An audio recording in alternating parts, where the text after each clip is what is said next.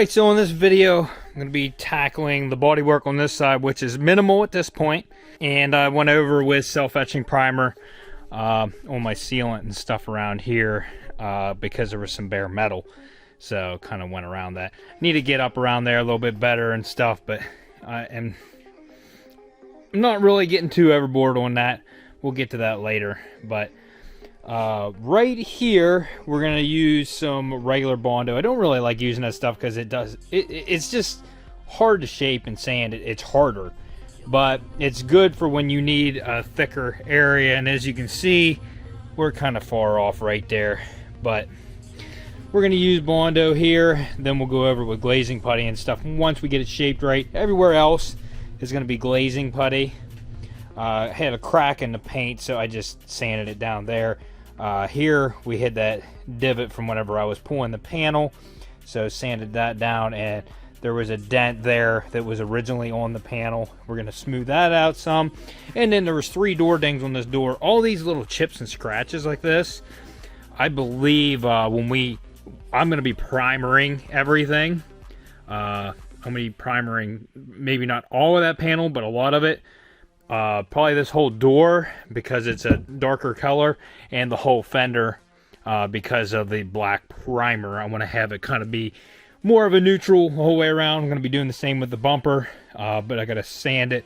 That'll also help with all these little nicks and stuff that are in here. We're going to sand this down with like a 320, get it all even. And then we're going to go over with a primer, and I'm going to block sand everything to help level out all of the paint. Brand new fenders, don't really have to worry about that. Bumper is a good used one. I got to get it scuffed, and I'll go over it and scuff it. We're not gonna have to block sand it or anything. Maybe, I don't know if there's any stone chips on it, but we'll get that decently good. Want to get this tackled in this episode. Then we're gonna start on the other side, which is gonna be fun. But this fender, we're going to be using a stud puller. I found that the stud puller, the hammer, you're better off if you can weld a stud on there, get the stud set in your slide hammer, and then just pull it with your hands. And instead of using the slide hammer, just tug on it.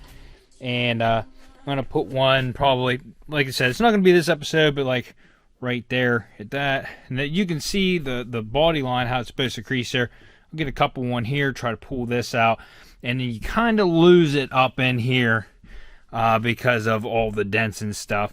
And then I'll also have to try to get this lip as, straight as possible. It's going to be hard, but we can do it. There's so much of this that's overlapped right here that we can hammer this in and out. Try to get it as straight as possible. But that's not near as bad as what the other one was. Our main issue on the other side was the door jamb being smashed in and not being able to move that. So, we'll get to that eventually. There's a couple door dings on this door we'll have to do too, but that's the main part of the work that is left after this.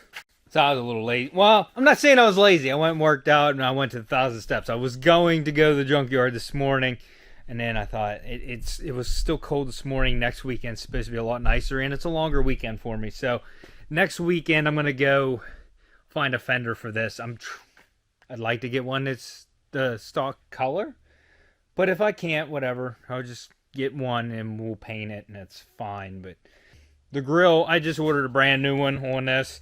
I was just trying to find this chrome piece, and everywhere I looked, you get the whole grill if you order the chrome piece. So I ended up, and this grill is busted down here. It's cracked and splintering right here.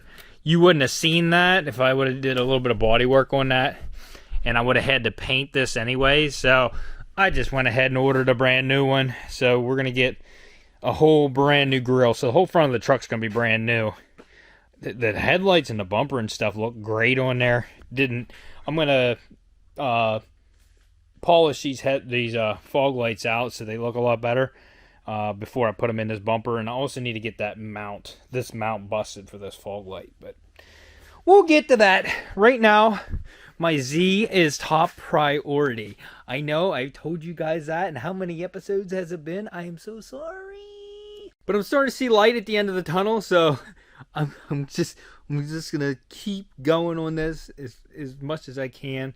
But then, like I said, I'm not painting the Z. I am gonna be primering it, but it's going to my cousin, and he's gonna be painting it. It's just because there's so much paint work that needs to be done, and like I can do paint stuff here, but I'd rather he did it. There's just so much here. I would have to keep changing my filter. It would be a lot to do that, and I would not get near as good of a paint job as I would if I just took it to him and let him do it in his paint booth. He's set up for it. That's the way it's gonna be. Sorry, but we'll get it looking decent before we set it out there. I'm gonna be stripping it down, bumpers, fenders, all that stuff's going out separate. The car, I'm gonna leave the doors on. He'll paint the doors on there. Everything else it's looking pretty good. If I wanted to get real picky with this, I could sand this sealer that I put on here so that this transition was smoother. But like this is the only place right here that you're going to notice it whenever you open the hatch. For the most part, all this is going to be covered by glass, and this is going to be covered by a trim panel, and it's going to be covered by a door seal. So all that's covered up, and I'm not really worried about that. But we got everything sealed in. It's looking good. I'm excited. Let me get some Bondo out. Let's do the thick part first. I get as much on there as I can, and then I'll get the glazing putty out and skim these over, and these will go pretty dang smooth. So this is going to be a smooth episode, just like all my episodes. So smooth.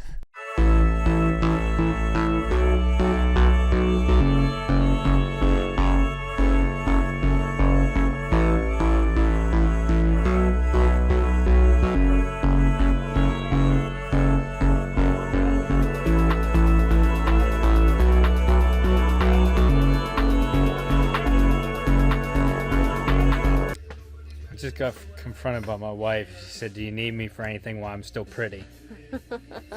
Well, it's a rare sight. You're always pretty, honey. Oh, that's so sweet. Yeah. Aw. Can you go make me a sandwich? No. Negative. Okay. Well, you can do that while you're not pretty. Also, if you guys are curious, this shirt right here is available on my Teespring page for purchase. Also, look at that sweatshirt. Look at, oh, you want YouTube unwrecked on your butt right there. Good advertising right there. Yes, strut it. Oh, oh, yeah, shake it.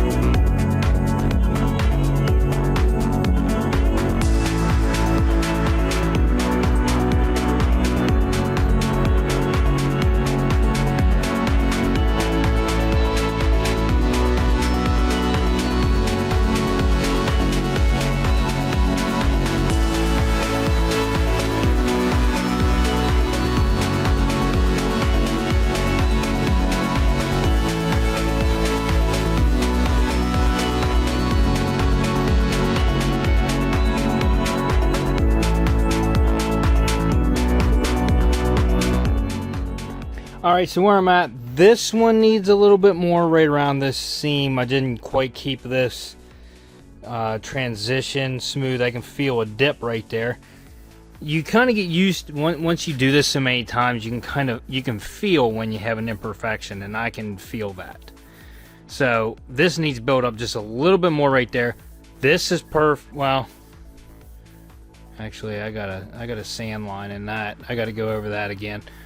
This right here is actually perfect. This needs a little bit more right here. I got a dip right here at the end of my sanding here.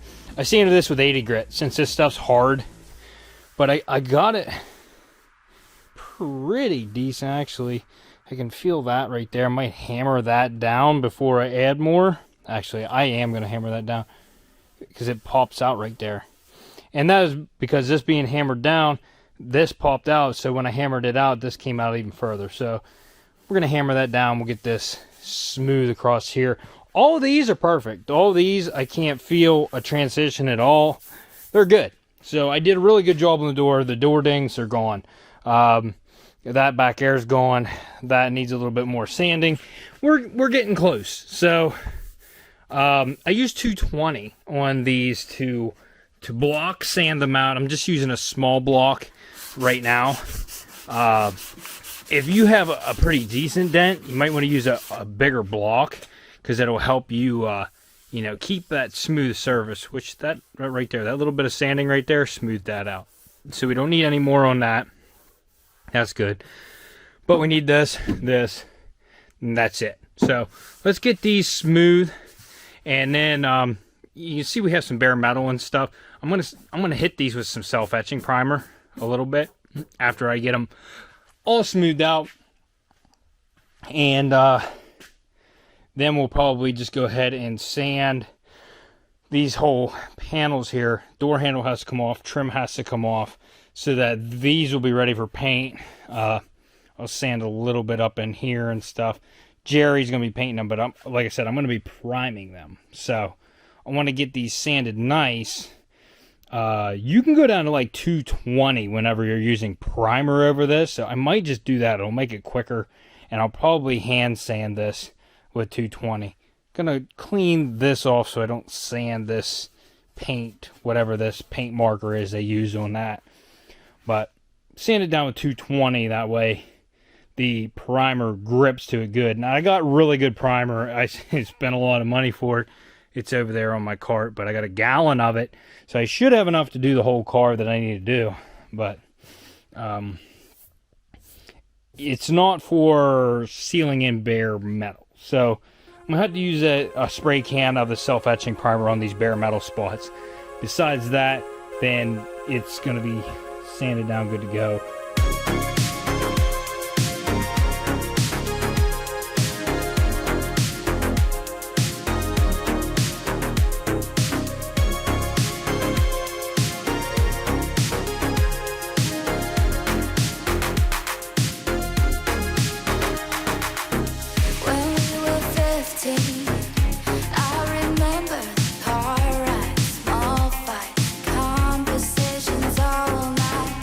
Never